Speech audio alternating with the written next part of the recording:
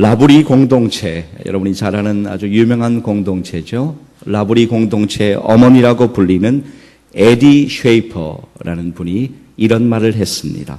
두 죄수가 감옥의 창살을 통해 밖을 내다보고 있었다. 한 사람은 진흙을 보고 있었다. 그러나 또 한 사람은 별을 보고 있었다. 그런 이야기를 했어요.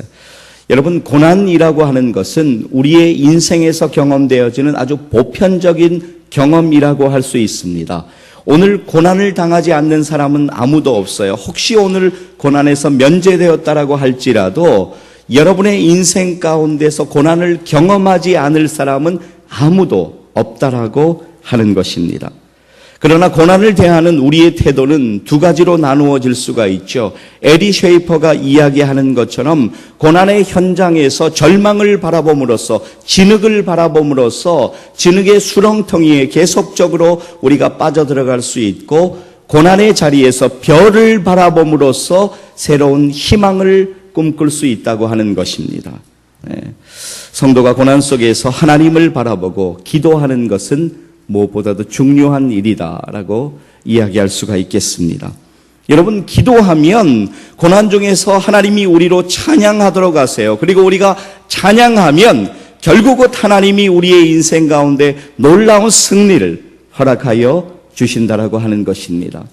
오늘 우리가 함께 나누는 시편 150편은 제가 이틀 전에 새벽에 지체들과 나누었던 본문이기도 합니다. 저는 그날 새벽 말씀을 준비하고 또 전하면서 우리가 하나님을 찬양하는 삶이 얼마나 중요한가, 우리의 영혼이 날마다 주님을 찬양하는 것이 얼마나 중요한가를 다시 한번 느끼면서 오늘 내용을 달리하여서 여러분과 함께 은혜를 나누고 싶습니다. 자, 오늘 여러분의 본문은 시편의 마지막 시편이에요. 그리고 시편의 절정이라고 할 수가 있습니다. 할렐루야 시편이다 라고 그렇게 우리에게 불리기도 합니다. 오늘 우리의 본문 보시면 할렐루야가 그렇게 많이 등장하는 것 같지가 않습니다. 그러나 원문을 보게 되면 할렐루야가 13번이나 이 짧은 구절 속에서 등장하고 있는 것을 볼 수가 있습니다. 여기서 여러분의 본문 보시면 찬양할지어다 라고 하는 단어는 원문에 보게 되면 할렐루야로 번역되어 있다고 하는 것입니다. 자, 그렇다면 할렐루야 시편이라고 불리는 이 짤막한 시편 속에서 오늘 우리가 나누어야 하는 은혜는 과연 무엇일까요? 그것은 어디에서 찬양할 것인가, 왜 찬양할 것인가, 어떻게 찬양할 것인가, 누가 찬양할 것인가에 대해서 오늘 시편 기자는 시편의 마무리를 짓고 있습니다. 찬양하는 삶은 너무나도 중요하다라고 하는 것이죠. 그렇다면 우리 네 가지로 나누어서 은혜를 나누고 싶습니다. 첫째, 어디에서 찬양해야 하는가?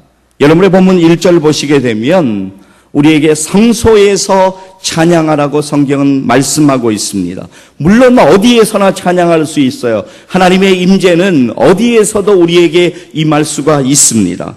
그러나 시편 기자는 특별히 성소에서 하나님을 찬양하라고 우리를 초대하고 있습니다.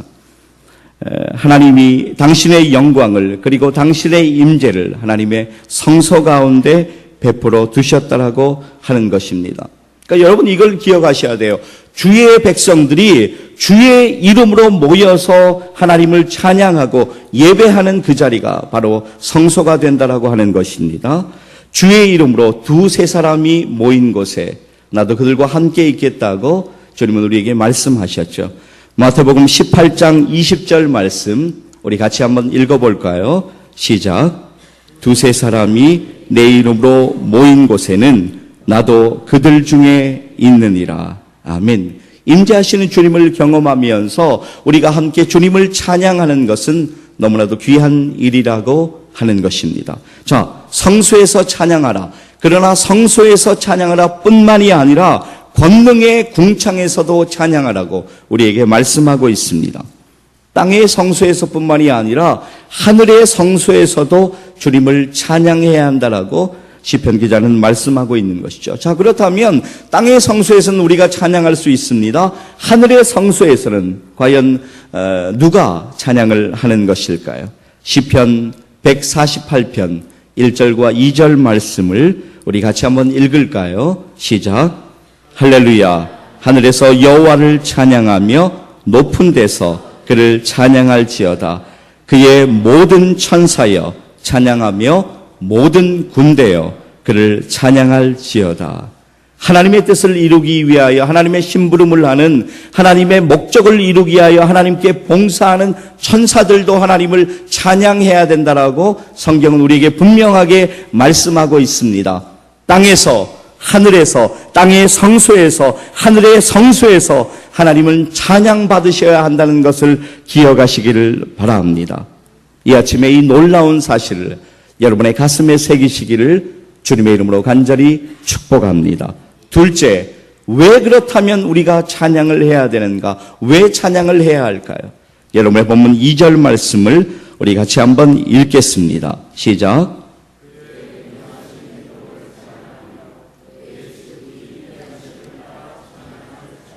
아멘.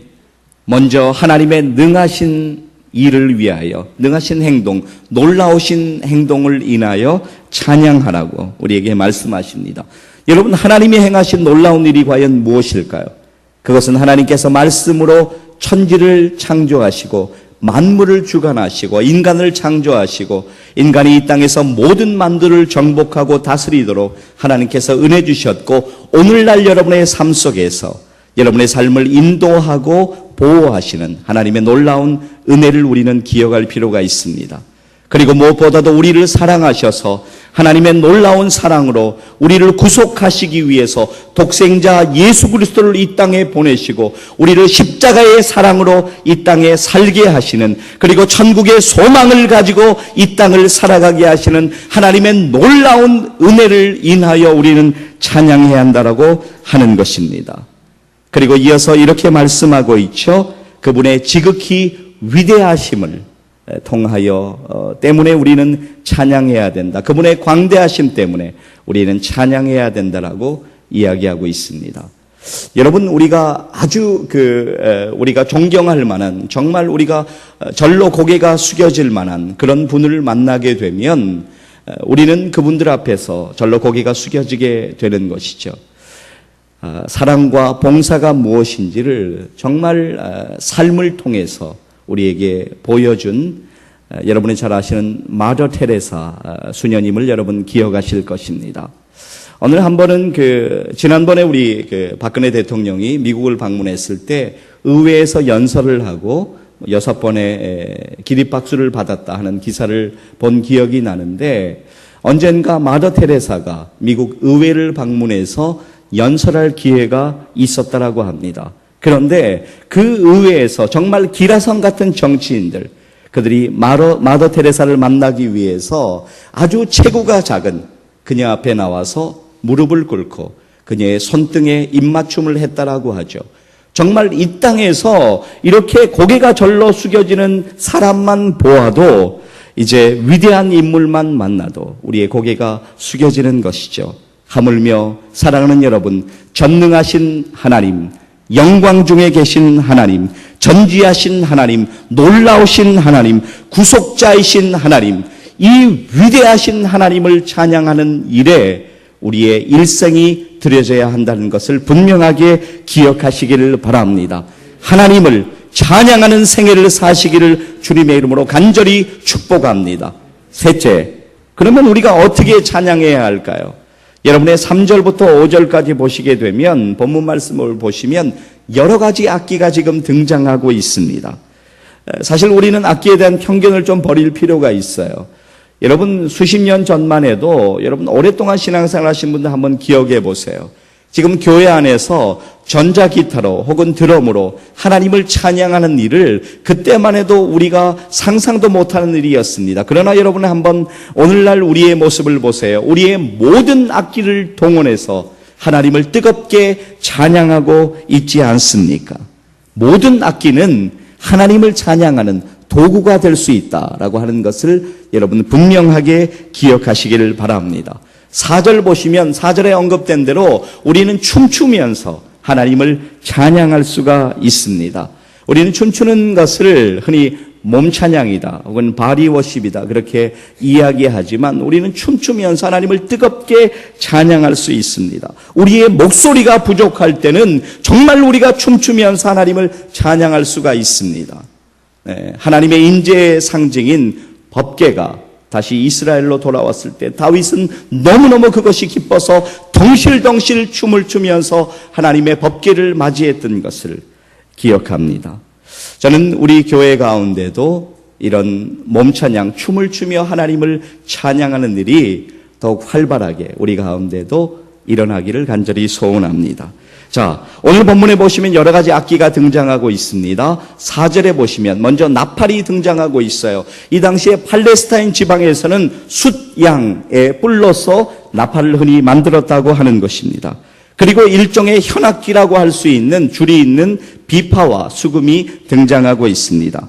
그리고 작은 북, 탬버린을 연상하시면 되겠어요. 소고가 등장하고 있습니다. 그리고 피리와 같은 현악, 그리고 플룻, 여러분이 아시죠? 플룻과 같은 퉁소가 등장하고 있습니다. 자, 5절에 보시면 재금이 등장하고 있는데 이것은 여러분 심벌즈와 같은 기능을 하는 것이라고 생각하시면 되겠습니다. 우리는 여러 가지 악기로 하나님을 찬양할 수 있습니다. 아니, 우리가 알고 있는 모든 악기들로 하나님을 찬양할 수가 있다라고 하는 것입니다. 여러분의 본문 3절 말씀 같이 한번 읽고 싶습니다. 같이 읽을게요. 시작. 나팔 소리로 찬양하며 비파와 수금으로 찬양할지어다. 아멘.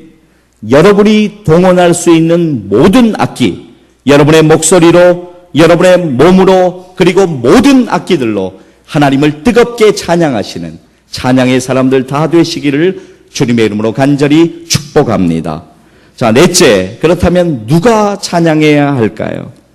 어떤 특정한 분들, 성가대에 앉아 계신 분들, 또 목소리가 좋다고 사람들에게 칭찬받는 분들, 아니면 악기를 잘 다루시는 분들, 그런 분들만 하나님을 찬양해야 할까요? 그렇지 않습니다. 오늘 성경은 우리 모두가, 호흡이 있는 우리 모두가 하나님을 찬양해야 한다라고 우리에게 말씀하고 있습니다. 자, 오늘 우리의 본문 말씀 6절 말씀을 이제는 우리의 마음을 담아서 우리 같이 한번 읽기를 원합니다. 읽으시겠습니다. 호흡이 있는 자마다 여호와를 찬양할지어다. 할렐루야. 네, 호흡이 있는 모든 사람은 하나님을 찬양해야 하는 것입니다. 하나님의 형상대로 지음받은 우리는 하나님을 찬양하도록 지음받은 것을 분명하게 기억하시기를 바랍니다. 하나님께서 인간을 창조하실 때 흙으로 인간의 육체를 빚으셨어요. 그리고 하나님의 생기를 불어넣으시는데 이 생기는 원어로 보게 되면 하나님의 숨결 그리고 하나님의 호흡이라고 할 수가 있습니다. 하나님의 호흡으로 창조된 우리 인간은 호흡이 있는 모든 시간 동안 주님 앞에 서는 그 시간까지 하나님을 날마다 찬양해야만 하는 것입니다. 자, 여러분이 잘 아시는 이사야 43장 21절 말씀을 여러분과 함께 읽고 싶습니다. 읽으실게요. 이 백성은 내가 나를 위하여 지었나니 나를 찬송하게 하려 함이니라. 아멘. 우리는 호흡 있는 동안 하나님을 찬양해야 됨을 분명하게 기억하시기를 바랍니다. 자, 그렇다면 이 시간 옆에 있는 분들과 이렇게 한번 인사 나누시겠습니다. 호흡 있는 동안 하나님을 찬양하십시오. 인사 나누세요. 네. 호흡 있는 동안 하나님을 찬양하십시오. 네. 호흡 있는 동안에 하나님을 찬양하시기를 바랍니다. 이것이 바로 여러분을 향하신, 여러분을 이 땅에 보내신 하나님의 놀라운 뜻인 것을 기억하셨으면 좋겠습니다. 때를 얻든지 못 얻든지 호흡 있는 동안에 하나님을 마음껏 찬양하시기를 바랍니다. 사랑하는 여러분, 찬양에는 놀라운 능력이 있음을 기억하시길 바랍니다. 찬양하다가 영육간의 회복을 경험할 수가 있습니다. 찬양하다가 우리는 고침을 경험할 수가 있습니다. 찬양하다가 능력을 받을 수가 있습니다. 찬양하다가 성령의 권능을 경험할 수가 있다라고 하는 것입니다. 사랑하는 여러분, 저는 여러분이 찬양의 사람으로 사시기를 간절히 소원합니다. 지금까지 여러분의 삶은 어떤 삶이었나요? 하나님을 찬양하는 삶이었습니까? 창조의 하나님, 나의 구원의 하나님을 여러분의 영혼으로 찬양해야만 하는 것입니다. 사랑하는 여러분, 절대로 늦지 않았습니다. 바로 오늘부터 우리의 찬양은 시작될 수 있습니다. 그리고 잃어버렸던 우리의 찬양은 바로 오늘부터 회복될 수 있다는 것을 분명하게 기억하시기를 바랍니다. 내 전 존재를 다해서 내 영혼으로, 내 온몸으로, 내 마음으로 찬양하시기를 바랍니다. 그러면 여러분은 하나님의 놀라운 능력을 분명하게 찬양 속에서 경험하게 될 것이고, 날마다 새로운 능력으로 우리에게 더하시는 하나님의 은혜는 넘쳐나게 될 것입니다. 1996년도에 제67회 서울 국제 마라톤이 열렸습니다.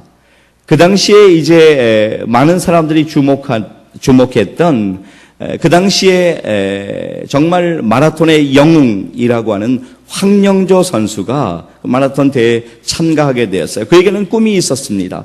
이제 올림픽 2연패를 위해서 거기서 좋은 성적을 거두고 올림픽으로 바로 가는 것이 그의 꿈이었습니다. 네, 그런데 정말로 안타깝게도 참담한 결과로 그가 골인선에 들어오게 됩니다. 무려 29위로 그가 이제 골인선에 들어오게 됩니다. 기자들이 물었습니다. 우리가 당신이 발가락 부상으로서 여러 가지 어려운 것을 분명하게 알고 있는데 왜 끝까지 뛰었나요? 라고 그렇게 물었다라고 합니다. 그때 황영조 선수의 대답이 많은 사람들에게 감동을 안겨주었습니다. 제 목표는 완주하는 것이었습니다. 그래서 저는 끝까지 완주했습니다. 사랑하는 여러분, 우리가 끝까지 완주하는 것은 너무나도 중요하다라고 하는 것을 잊지 마십시오. 우리는 삶의 자리에서 비틀거릴 수도 있습니다. 우리는 삶의 자리에서 방황할 수도 있습니다. 우리는 삶의 자리에서 믿음의 회의를 가질 수도 있습니다. 하나님을 원망할 때도 있습니다. 그러나 사랑하는 여러분, 찬양을 포기하지 마시기 바랍니다. 하나님을 찬양하십시오. 끝까지 주님을 의지하시고 하나님을 찬양하시기를 바랍니다. 그래서 우리 모두가 주님 앞에 서는 그날에 주님, 저는 마침내 주님 앞에 섰습니다. 그것은 모두 주님의 은혜입니다. 영원히 찬양 받으시옵소서라는 그런 귀한 고백이 주님 앞에 드려지기를 간절히 소원합니다. 저는 여러분들이 일평생을 사는 동안 오늘의 이 말씀을 붙잡고 호흡이 다하는 그 시간까지 주님만을 찬양하시는 찬양의 사람들 다 되시기를 찬양의 주인 되시는 예수 그리스도의 이름으로 간절히 축복합니다. 기도하시겠습니다.